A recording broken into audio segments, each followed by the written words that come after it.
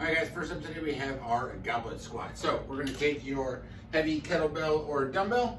We're gonna hold it in the goblet position in front of your chest, elbows tucked in tight right under your chin, get your feet about shoulder width apart.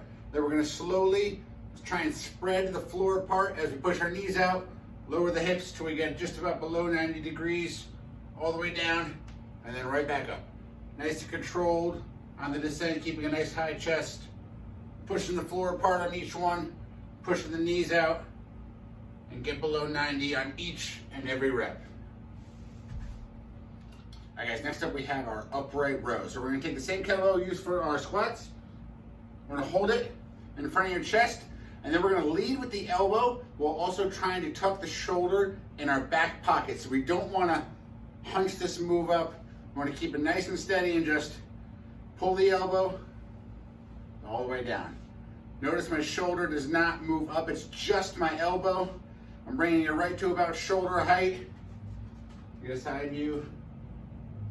Right here, I'm just trying to drag my elbow up and drag this kettlebell against my body and trying to tuck my shoulder in my back pocket as I lift away. Next up we have our single leg RDL. So we're gonna take your kettlebell or dumbbell, we're gonna put it on the floor in front of you, and whatever working leg you're gonna use, we're gonna use the opposite hand to hold the weight in. So I'm gonna work with my left leg here, hold the kettlebell in my right hand.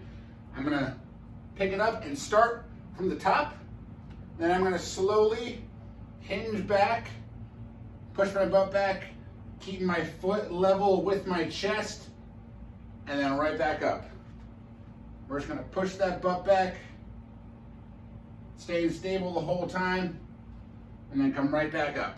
And next up we have our single arm overhead press. So we're gonna take our kettlebell or dumbbell, bring it up in front of your chest, and then we're gonna press it straight up overhead. We're gonna squeeze that weight the entire time, bring it right back down in front of the chest, and then straight up overhead. We wanna have these arms about in line with your ear, so they don't travel too far back or forward. Stays nice and neutral, and bring it right back down in front of the chest. Very controlled the entire time. All right, next up we have our push-up and YTW superset. So you're gonna do your push-ups for as many reps as you possibly can.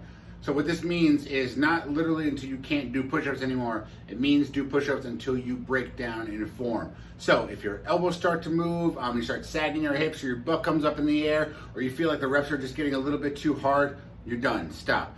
Usually a good place to stop is about 2 to 3 reps left in the tank.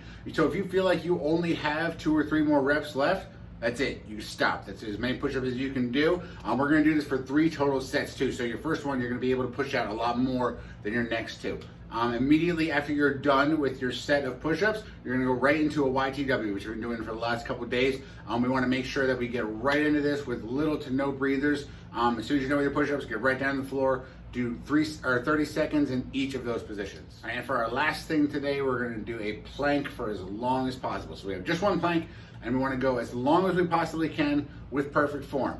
So we don't want the butt coming up or down in the air. We don't want any arches in the back. We don't want any shaking, anything like that at all. As soon as you feel your form start to break down, you are done. That's as long as you could possibly go. Just try and beat yourself and beat your time that you did the previous couple days during the week.